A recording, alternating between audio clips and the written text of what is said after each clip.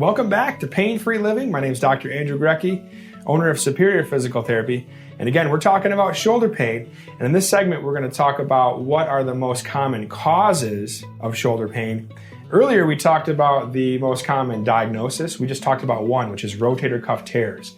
Good news is, recent studies show that 75% of people over the age of 60 have a rotator cuff tear, but they have no pain. So that means that there's hope for you. So before I get into the most common body parts that are actually causing stress in the shoulder and damage, which then leads to a tear, it's important to recognize that another diagnosis of shoulder pain is called shoulder impingement syndrome. And that's actually what most people that have shoulder pain are dealing with. And yet it's very commonly not diagnosed that way. So for example, you'll get diagnosed with a rotator cuff tear because the MRI shows that. But in reality, the shoulder impingement syndrome is actually what is creating the pain, the stress and damage, and then ultimately leading to a tear. And so let's really quick talk about what the impingement syndrome mechanism is.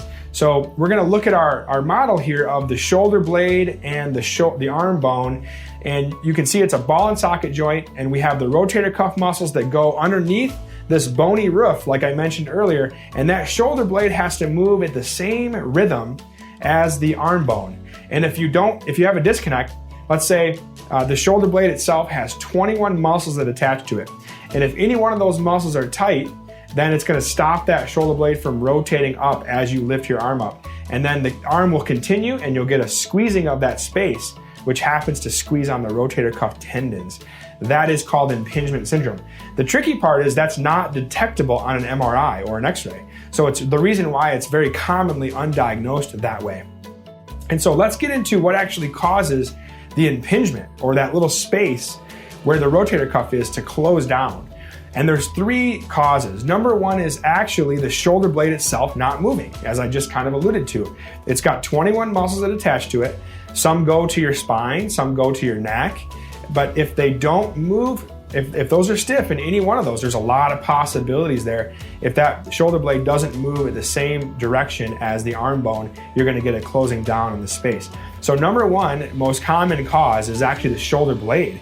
The shoulder blade is back here. So if you've got somebody who's focusing on the shoulder joint, they need to get back behind you and get on that shoulder blade. Number two most common cause of that little impingement syndrome, which leads to a rotator cuff if untreated or continues for a long period of time, is actually the upper spine. Okay? So later in the show, we're going to get to quick tips on how to move the spine better. But the idea is that the shoulder blade, as mentioned earlier, needs to move, right? Well, the shoulder blade is like a floating bone, and it floats and it moves along the rib cage. So that's like its track. And the rib cage attaches to the spine.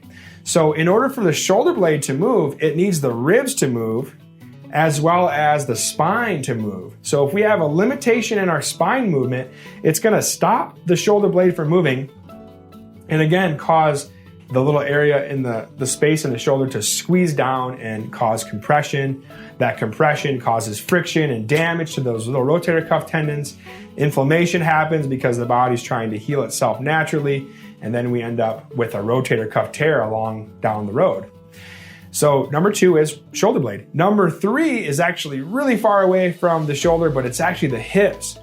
So we know that when we lift our arm in front of us overhead, that a lot of things happen. The arm moves, but also the shoulder blade moves back and down. The upper body, the ribs have to extend backwards. And then we get to the hips. The hips actually have to extend.